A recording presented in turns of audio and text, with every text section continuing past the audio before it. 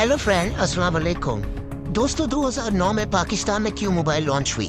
एक mobile company जो बहुत ही सस्ते मोबाइल फोन्स बेच रही थी, खास तौर पर ऐसे स्मार्टफोन्स जो कोई भी इंसान खरीद सकता था।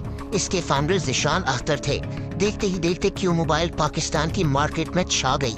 ये कंपनी हर महीने 10 लाख फोन्स बेचना शुरू हो गई। न सिर्फ पाकिस्तानी बल्कि बॉलीवुड एक्टर्स भी क्यू मोबाइल के एड्स में आना शुरू हो गए। टीवी चैनल्स पर सुबह शाम इनके एड्स चलते थे।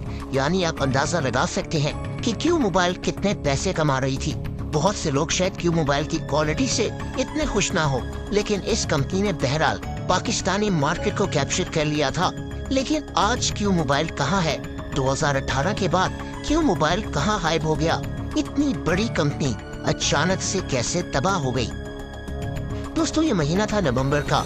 नवंबर 2017 में कराची के 2 इलाकों से तकरीबन 1 लाख क्यू मोबाइल्स रिकवर किए गए। 25 से 30 हजार फोन्स जेमिनी मार्केट के एरिया से और 70 से 80 हजार फोन्स बलूच कॉलोनी से। कस्टम्स इंटेलिजेंस के मुताबिक ये मोबाइल फोन्स कस्टम्स फी पे किए बगैर कराची में स्मगल करके लाए गए थे। क्यू मोबाइल पर इल्जाम लगा कि इन्होंने कहा था कि ये LED लाइट्स हैं और इसीलिए इन्होंने सिर्फ 94,000 रुपए का टैक्स पे किया। लेकिन असल में ये मोबाइल फोन्स और टैबलेट्स थे जिनका टैक्स 10 करोड़ रुपए बनता था। ये एक बहुत बड़े फ्रॉड का इल्जाम था।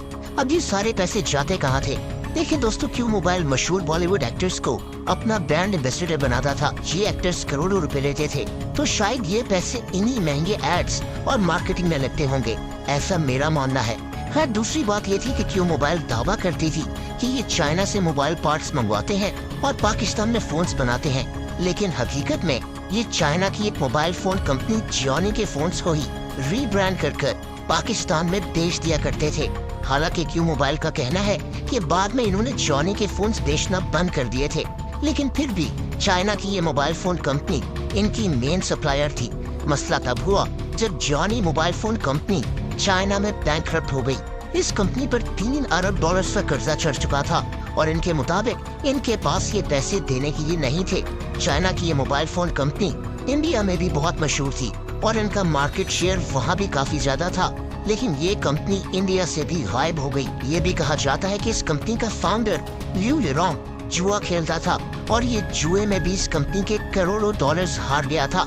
यानी जिस कंपनी के फोन्स क्यू मोबाइल रीब्रांड कर पाकिस्तान में बेचा करती थी, उस कंपनी का चाइना में दिवालिया निकल चुका था।